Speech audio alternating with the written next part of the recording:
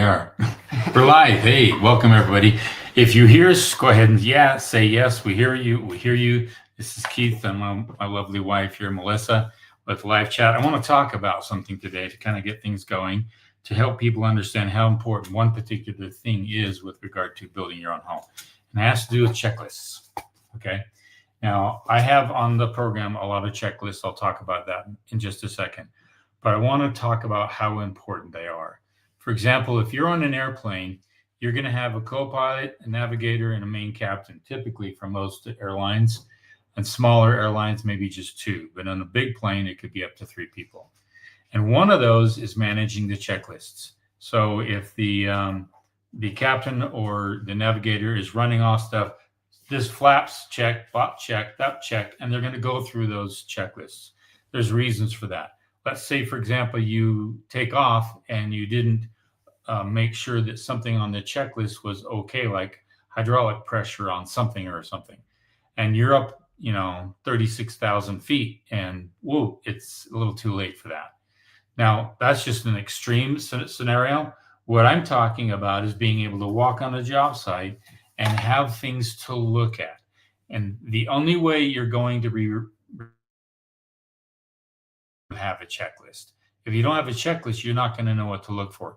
Even the best builders, I'll go through a site and I'm hypersensitive to stuff, but I'm also going to not see other stuff that I should be looking at. And that's what checklists are for. And if you want a sample of one, go to our website, How to Build Your Own Home, and download the home site selection checklist. That is a free checklist, and it gets you feeling and working with a checklist. And as you're purchasing land, you go through, yeah, I checked that. Yeah, I checked that. Yeah, I checked that. Now, here's the benefit of a checklist. Let's say, for example, I had a student that asked for a consult. We did a consult. I got to talking with them that they weren't really organized. And I said, are you in the self-managed program or even the First Steps program? Oh, no, I just figured I'd just get a consult and get everything from you. And that's just too much to download. So I couldn't download 54 checklists and all the videos into their head at once. It just wasn't going to work. So the neat thing about a checklist is you can print it up on that day. Let's say it's framing. And I think I have 4 or 5 separate individual checklists. Each module is a single checklist, and they're not more than a page. So if I need more information, I do another checklist. Then you can take all of them down and print all the framing checklists and go to the job site and look for them and take your time, take some pictures, save them for the record, and then go through the checklist. It's the best reminder in the world. It's like a journal, right? Well, and plus you could be doing something and somebody interrupts you. You can just come back to your checklist instead of trying to remember, now, what was I doing? Mm-hmm. It's too much to remember. If you go into a restaurant, okay, this is a really good analogy. You go into a restaurant and a good waiter will not go in and out, in and out, in and out, one table at a time. They'll see something on another table, pick up that, do this in a full circle, all right? So when you go on a job site, do a full circle. Start in one spot and walk all the way around, go up to the next level, go all the way around and check things and look that way. And when you have a checklist in hand and a clipboard and a pen, guess what? You can add to the checklist. You can check things off, done but partially, need a correction, and you write all that stuff down. And the neat thing is if, let's say it's a plumbing checklist, okay? You can literally walk through a job site, check everything off, have some comments on that, that you're concerned about, take a picture of that and send it to the plumber. Mm-hmm. And so they'll see, oh yeah, that's the specific thing that you're worried about. Then they can respond back. That's how powerful a checklist is. We write journals because we don't remember everything. We have friends because we don't remember everything. We have experiences in life to catapult memory. Well, checklists are memory that a lot of us don't have the time for. And I have checklists because I don't like to take the time to cram some of that stuff in my head. So I wanted to really help you out. If you have any questions on checklists and what you might think a checklist is, or does it include this or does it include that, So ask any questions on that. We'll be glad to talk about that. I wanted to really give some push that how important those items are. And even if you're not on the program, just go ahead and take some blank pieces of paper, put them on a clipboard, and write them down. Write these things down. You can also do there's some platforms out there where you can take a picture, make a comment, and send it off. And even send it to a plumber, send it to a framer, send it to concrete guy. I just have a question, looks great, but what about this? Can you explain why you're doing it that way? And that way, and then send a copy to your wife or to yourself, save all that, put it in your record, you've got a record. So that's how important it is documenting stuff and making sure that you have something to follow. Right? Download that. It's free on our website at the top, and there's 27 items just for selecting a home site. And a lot of people have said, hey, that's invaluable. And that's just one of our many, many checklists we have. Let's take some questions real quick, and I may come back to this because I have a lot more to say. This is AJ Martinez 1026. With ductless mini splits, is there any way to remedy hot, cold spots in closets or bathrooms besides leaving doors open? I would like to use them for better control and efficiency over central air. The only way that I know how to do that is to make sure you have a sufficient gap underneath the door. What I mean by that is that you tile the floor in the bathroom first before you put the door in. What that does is it gives you that extra 3/4 to almost an inch of gap, and that helps with airflow. I always like to put in my doors after hardwood, after tile, after the real hard surface is installed, because it creates more airflow. That's one way I deal with that. And the other thing, I'm not too worried about closets, but bathrooms, yeah. If you're worried about bathrooms, especially the cold, it's not so much the heating the area that's cold. You don't care much about keeping it cool because the tubs are usually cool and the toilet's usually cool when you sit on it anyway. So it's keeping it warm. Now there's some products, maybe we should talk about this someday. I got a tile guy that's going to do this on some jobs. We'll be doing a post on this, but there's a heating element inside the tile in the lath before they put the tile on. And you can put a timer on, it comes on or maintains a constant temperature, or comes on in the morning. And it's really nice to warm that bathroom before they get into it early in the morning. So we'll talk a little bit about that. But those are a couple of ideas that I deal with. And the other thing is that if you design your bathrooms right, we had a bathroom at a home down south, and it was upstairs and it was facing north. And it was a little cold, but when we did the insulation, we really packed it, made sure it was really well insulated inside that bathroom. 2x6 wall, another inch of foam for the stucco on the outside. It really helped solve for some of that. But it can be an issue in a very, very cold climate. And if you're using mini splits in a super cold climate, make sure you try to put some heating elements inside that floor. Okay. So there's a second part to that question. Second part. That's my biggest concern. 3K square feet, high vaulted ceiling, open living in Texas with central air. We're being told we'll need 10 tons with the high ceilings, 9 foot in the bedrooms. Thanks. Yeah. And then you're in central, I don't know what part of Texas you are, but anywhere in Texas, unless you're in the panhandle. But that's a more humid environment, less extreme winters, but it can get cold. And when you have that northern blow that comes over the Arctic, it can be pretty brutal. So again, try to prepare for those worst of the worst situations, which you do get, and they can last a couple of days in Texas. So good question.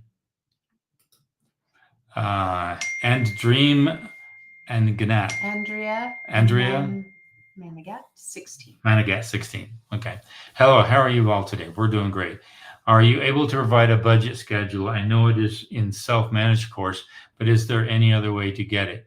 It's in the self-managed course, and I don't sell it separately because it really goes hand in hand with all of the checklists, the draw sheets, the subcontractor agreements. It just, you can't even function it very well without all that. It goes hand in hand with that. And I've had people literally say that the program is worth the budget alone, but they appreciated everything else that came with it. The budget is 2 pages, 3 pages basically, but 2 sections. One is the main budget, and the secondary budget is how you track draws. There's nothing else on the market like it. We spent years designing it with an accountant and myself and my daughter. And we use it in our program. I've used it on over 100 homes. We've tweaked it and improved it. In fact, there's an update to the budget. I should tell you that. We updated it last week.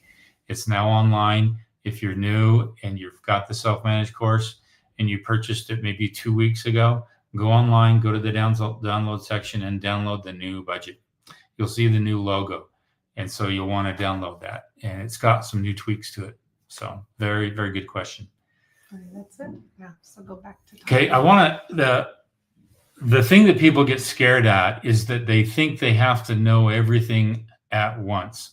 And that's not true. And it's also a good thing, because if you try to know everything at once, then you get overwhelmed. You have this thing called overwhelm as a builder. So what I want to give everyone is just a little bit of relaxed confidence. And that means that, let's say, for example, you're really scared with the mechanical, the electrical, and the drywall, and you don't know that. You don't need to know anything right now. You just need to get through design phase, or you just need to get through the excavation phase, or you need to get through these things. And when you focus on those areas, that's great. But the one thing that's going to help you even more with trying to understand the big picture, and a lot of people need to see it, the big picture, is we have a flow chart, and that's about 5 pages long, and it gives you step by step what comes next. This and then that. If you're slab on grade, then this comes next. If you're a walkout basement, then this comes next. And I even added OmniBlock in there. If you're doing OmniBlock, here's the things to watch out for or look for in OmniBlock. Go up this height, pour concrete, put the rebar in, all that, and good to go. So it doesn't do anything. Sorry. And so I would recommend watching a movie before you even break ground. Okay. And it's called What About Bob? Okay. And there's a really interesting scenario where there's a psychiatrist by, I forget his name, and Bill Murray is the patient. And Bill Murray is super, super afraid of life. And he plays this character named Bob. And he's afraid to go out, afraid to do this, and he's claustrophobic and everything, and agoraphobic, and he's got all these phobias. And so he meets this psychiatrist who's a hot and bothered, self-important, self-righteous person who thinks he knows everything. And he's about to go on this tour with his book, and he goes around the country, and Bob keeps pestering him. And so when he puts him on a delay call where he has to go to a call center, Bob actually goes to the call center and says, I need to know of my psychiatrist's personal number. This is an emergency. And he plays the character of an investigative person in the government. But what's interesting about that is that he eventually learns this thing called baby steps. Okay. Baby steps, baby steps. And then everything he does is baby steps. So he's outside, he's afraid of the sky, baby steps, baby steps. And he eventually builds this incredible confidence. And then he starts consulting the psychiatrist's own family and the psychiatrist's life. Really a wonderful movie, going from fear to absolute confidence and switching the play on things. So the psychiatrist needs help, and Bob is the person giving him help. So what I want you to understand is, when, as an owner builder, you take these steps. You go through a design phase, or you go through the purchase of some land, and you make sure you got water and power, and you're working through these things one step at a time. And as you're very confident in it, you're working on what's called a second wind or a second knowledge base. It becomes automatic. And so I've seen a lot of owner builders. We've had a few in our program that become builders. They start doing spec homes and they love it so much, and because it's a system and they learn how to do it. It's like working in a restaurant or working anywhere.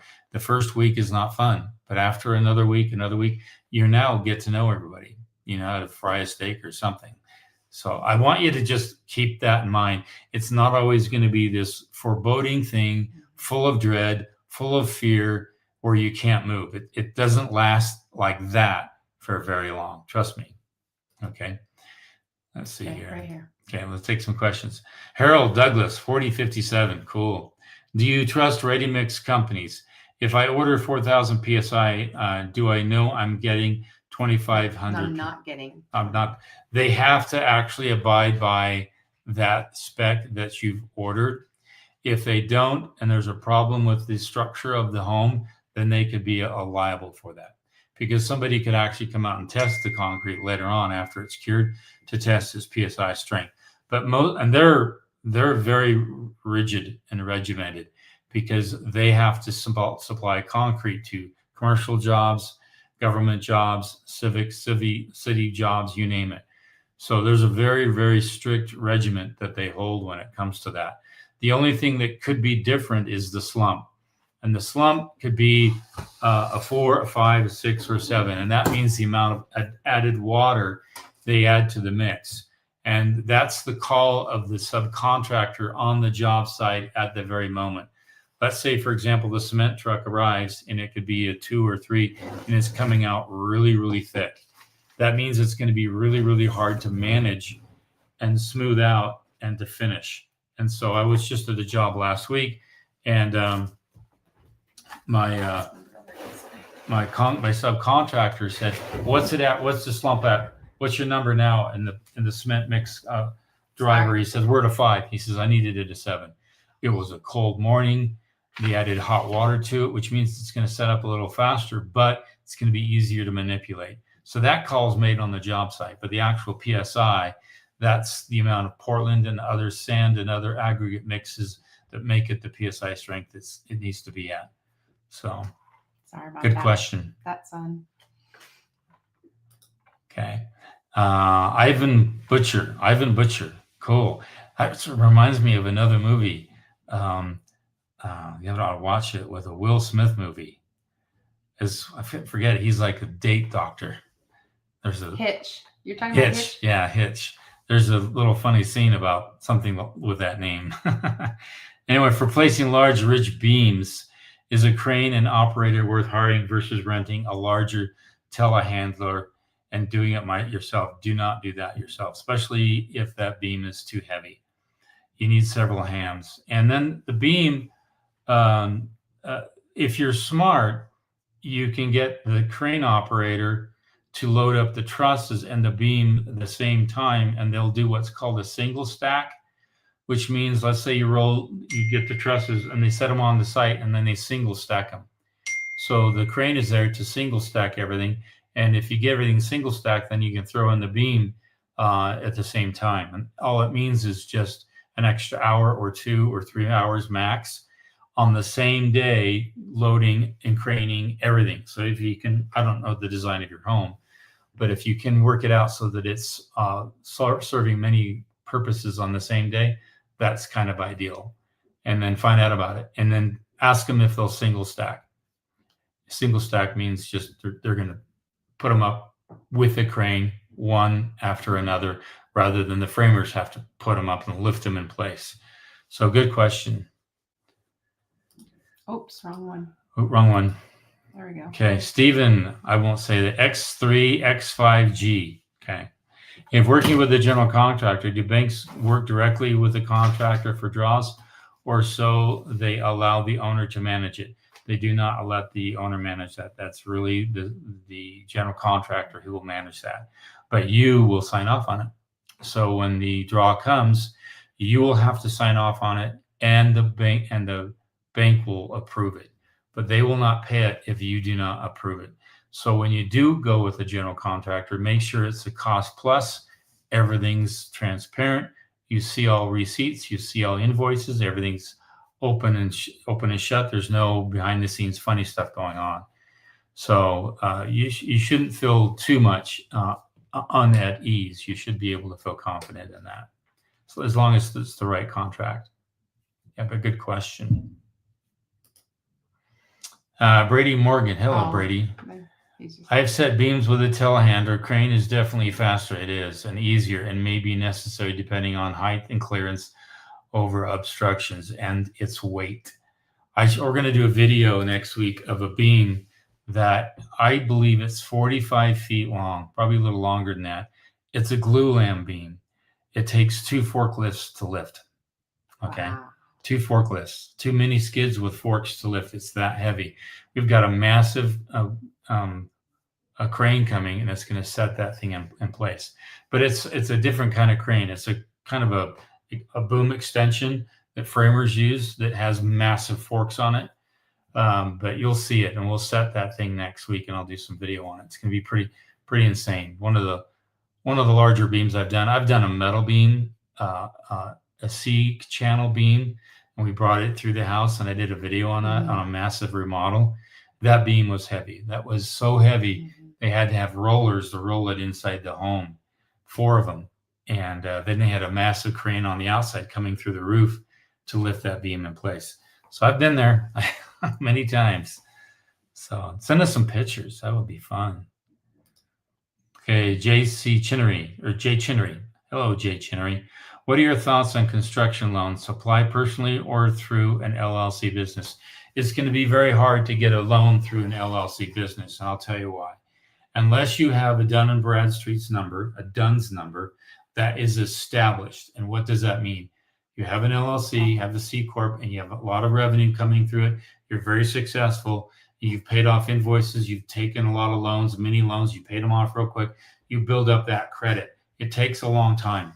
It's a lot more laborious than your own personal credit. So when I get a loan for a spec home, it's on my credit, believe it or not. I'm at the point now where I could probably make the transition to using my own business as credit and not my own personal social. And that's what I'm looking into with my daughter and I, because it would actually alleviate some of the pressure on my personal credit line, and my business could take up that opportunity. It takes a long time to establish that, but you need a DUNS number, Dun & Bradstreet's number. You need to start documenting that. And you can pay a fee with Dun & Bradstreet's to actually help move that along. And some credit cards are better at recording that. American Express is better at documenting all the amounts that you draw down and pay back, and they'll report that to Dun & Bradstreet's. Other credit cards are not as effective with that. So a lot of research I didn't mean to go into the weeds on that, but you're more than likely at your stage, you're probably going to take a loan out on your own name, but make sure you do that before you start building. So a lot of students will have 50K or 150K. They start construction thinking they can get a loan, but they can't. You can only get a loan most of the time, not always, but most of the time. You have to get a loan before you start construction. And then they'll ask you to put your money up front first, and then you can draw down the loan as you need it down the line. But don't assume you can get a loan after you started construction. A lot of banks not gonna do that. And just for real estate purposes, if you're married and one of you qualify for the loan, just do the one, because then that frees up the spouse, that if a good investment property comes up, they can probably grab it. It just frees you up if you both are in on it. Like if you have to get the loan and you both have to qualify for it, okay, that's majority of the time. But sometimes only one spouse needs to and can qualify for the loan. Yeah, we've done that a couple of times, and it's helped because my wife was able to restore a home, and I was building something else, and we were able to use different socials on that. So work as a team. Okay. Brady. Okay, Brady. I always tried to build with cash to avoid dealing with banks. That would be nice. That would be the best, which is easier since I usually own what I build. Avoid the headache altogether. Yeah. Yeah, that would be nice. That would be nice. We're not quite there. I know. So. And we are going to come visit you up near Jackson. Yeah, we need to. That would be fun. I love that place. That's nice. The Intermountain West is a special place. And if you're building in the Intermountain West, and that includes Arizona, Colorado, Utah, Idaho, Wyoming, and Montana, that's called the Intermountain West. It doesn't include Texas. I'm sorry. It's that mountain range that is just absolutely gorgeous. If you ever flown from Denver to Salt Lake, you'll know exactly what I'm talking about. You've got these high jagged mountains in Utah, and you've got these massive turtlebacks. I call them turtlebacks because they're just rolly like this with tons of trees on them in Colorado. And there's hardly any development. And there's small towns here and there. But as you fly over it, you see all this land that's just open. And I believe that that's going to be the whole area is now the go-to place. You're seeing more people move to this whole region than anywhere else in the United States, even more than Texas and Florida. This whole area is accommodating for some growth that's quite unique. And so I look forward to, hearing more about your project up there in Jackson Hole. Near it. Yeah, 45 minutes out. Tell us where you're from in the comments section, where you're building. Mm-hmm. That would be fun to see who's on and where you're building. Yeah. We got the best snowmobiling in the country. Let's read that one. That one. Yeah. That's fun. If you come in the winter, if you're not into that, we've got some good snowmobiling. I wonder where that is. Brady Morton. Brady, he's Jackson. Jackson. 45 minutes out of Jackson. Yeah. We disclosed where you are, Brady. We've got some good snowmobiling here too, but I'd rather go up there because it'd be quieter. There's too much population in our state versus your state. So we're building in Gastonia, North Carolina. North Carolina. Oh, there's several people in our group there in North Carolina. I don't know what it is, but North Carolina and Los Angeles are the number one places for a lot of our students. Texas too, but it's really weird. Well, it was Los Angeles for a long period of time. Right at the beginning. At the beginning, they had a lot of students in Los Angeles because that county is pretty big. And the cost of the GC is through the roof. And the only way to get home is it takes forever. We've had students, believe it or not, try to build in Vegas. And that is probably the most difficult place I've ever come across. And I've built in the jurisdiction of Clark County. And it's really brutal. In fact, they almost discourage owner builders, which is really kind of not good. And then so they've left that whole situation and they came up to where we are, and now I'm building their home for them. It was that they went all the way through the design phase, all the way through the engineering phase, went through the bidding phase, and they had such a headache in that jurisdiction that they chose not to even do that. But I've even had people in, what's the capital of California? Sacramento? Forget it. Sacramento. I've had students build in Sacramento, 2 students. And it was a kind of a challenge, but they made it happen, and so they got it done. And it's all depending upon that jurisdiction and how easy it is to work with people in those building permitting offices. So. Oh, look, we got another North Carolina. See, you guys are all building, and it's beautiful. My sister bought a home in North Carolina. It's beautiful. I have friends in North Carolina. I have a cousin in North Carolina. Yeah. Yeah. Kind of that one on the bottom. Okay. Yeah, this is Jachinari. I'm from Miami, by the way, St. Thomas. I want to go Islands. Yeah. I'm not a contractor. I a DIYer and love all things construction to become a GC. But that's on my bucket list, St. Thomas. We'll trade a bucket list. You can be a general contractor for a week, and then I'll come to your place and hang out in your neck of the woods for a week. There's another movie. Our ADU monolithic foundation cement pour starts tomorrow at 7:30. Wish us luck. Great. Yes. That is awesome. I've got a cement pour tomorrow at 8 o'clock in the morning. We're doing a video on that. So we're going to both pouring concrete tomorrow. That's exciting. Yeah. What does your weather look like? Hopefully it's good. We're sunny here, so it's going to be a good for now. pour. The sun just went over the mountain there, so you can see it. So you don't have your spotlight? No, I don't have my spotlight anymore. Let's take if there's any more questions, we'll probably end there. Again, what I want to reiterate is having a path. If you're a mogul skier, you stop at the top of the hill before you go down. Most mogul skiers are that way unless you have a lot of experience. But it's being able to see 3 or 4 moguls in advance and seeing a pathway. I had an acting coach who taught the ability to sight read 7 words. A really good sight reader can do maybe 10 words in advance, meaning they're reading those words in advance as they're enunciating those words in a script or play or what have you. And that's what a checklist does. It helps you see what's coming. It helps you see what you're missing. And the flow chart alone on the program would also help with that. Helps you line things out and see what's coming, what you missed, and what you need to plan for. That's probably the most important thing, is what to plan for. Seeing what's coming after, and then you can now know who to call, what to schedule, how to schedule, all that. And that cuts down your learning curve immensely. Having all that information is invaluable. So I really strongly recommend getting in the program. I'll take a couple more questions. He's like, his cement pour has been delayed 6 times due to weather. Wow. Yeah, you guys in Virginia, you had lots of weather. Yeah, 6 times is not Wow, fun. but that's got to be heartbreaking. That's delay, tough. delay. Yeah. Wow. Let's go to And the then next one. Brady. This is the first year in 3 years that I'm not doing concrete in November. Thank you for that. Yeah, I've got it. I'm going to be doing concrete in November, but it's like the first week. So hopefully we'll get it done. So don't forget to like, thumbs up the video sessions, folks. Yes, please do. That would be great. It gets it out to people. That'd be great. So well, let's leave you there. Yeah.